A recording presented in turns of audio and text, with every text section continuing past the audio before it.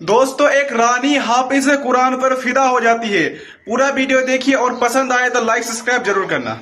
एक हाफिज कुरान हर रोज जब बादशाह के महल में बच्चों को मदरसा पढ़ाने जाता तो रानी रोजाना उसे महल की खिड़की से देखती। उसका चेहरा इतना ज्यादा हसीन और नूरानी था कि रानी की नजरें उस पर से हटती ही नहीं थीं। फिर देखते देखते रानी के दिल में गुनाह की ख्वाहिश पैदा हो गई। वो उस हाफिज कुरान पर फिदा हो गई, मगर ये मोहब्बत नहीं बल्कि नफ्स की ख्वाहिश थी, शैतान का बिछाया हुआ जाल था। एक दिन रानी ने मौका पाकर धोखे से हाफिज कुरान को महल में बुला लिया। उसने नौकरानी से कहा कि जाकर हाफिज कुरान को ये कहकर मेरे पास ले आओ कि रानी को कुरान पाक की चंद आयतें सीखनी है। हाफिज सादा दिल इंसान था। उसने यही समझा कि शायद वाकई रानी के दिल में हिदायत की तलब जाग उठी है, इसलिए वो बेझिझक महल चला गया। जब वो अंदर दाखिल हुआ तो रानी ने दरवाजा बंद कर दिया। कमरे में सन्नाटा था, वो दोनों अकेले थे। उसी लम्हे रानी ने अपनी बुरी नीयत जाहिर कर दी और कहा, मैं तुम पर फिदा हो चुकी हूँ, मेरी बात मान लो। हाफिज कुरान घबरा गया, उसका दिल कांप उठा। वो पीछे हटा और बोला, अस्तगफिरुल्लाह, रानी साहिबा,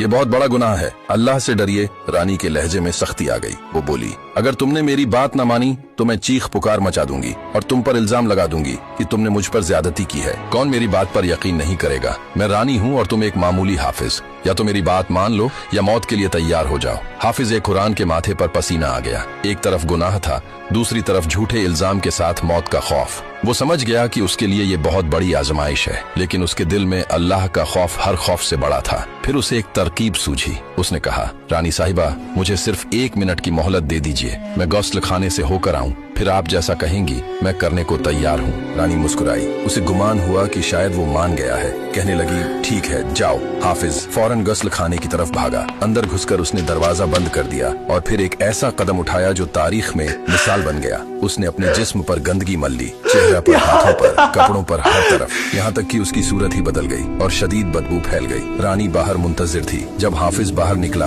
और रानी की नजर उस पर पड़ी तो वो चीख उठी, ये तुमने क्या कर लिया? ये कैसी हालत बना ली है? हाफिज ने रोते हुए कहा, रानी साहिबा, अब भी आपकी ख्वाहिश बाकी है तो मैं हाजिर हूँ। रानी नफरत और घिन से पीछे हट गई। उसकी सारी ख्वाहिश लम्हों में खत्म हो चुकी थी। वो चिल्लाई, निकल जाओ यहाँ से, फौरन निकल जाओ। हाफिज कुरान ने जाते जाते कहा, रानी साहिबा, जिस्म तो धोया जा सकता है, मगर गुनाह से आलूदा रूह को कौन पाक करेगा? ये कहकर वो वहाँ से चला गया। रानी वहीं खड़ी रह गई। उसे एहसास हुआ कि जिस इंसान का ईमान इतना मजबूत हो वो अल्लाह के यहाँ कितना बुलंद मर्तबा रखता है। उस हाफिज कुरान ने अपने जिस्म को गंदा करके अपनी रूह को बचा लिया। कहते हैं, उस दिन के बाद उस हाफिज कुरान के जिस्म से एक ऐसी खुशबू आती थी कि लोग सूंघ कर दीवाने हो जाते थे।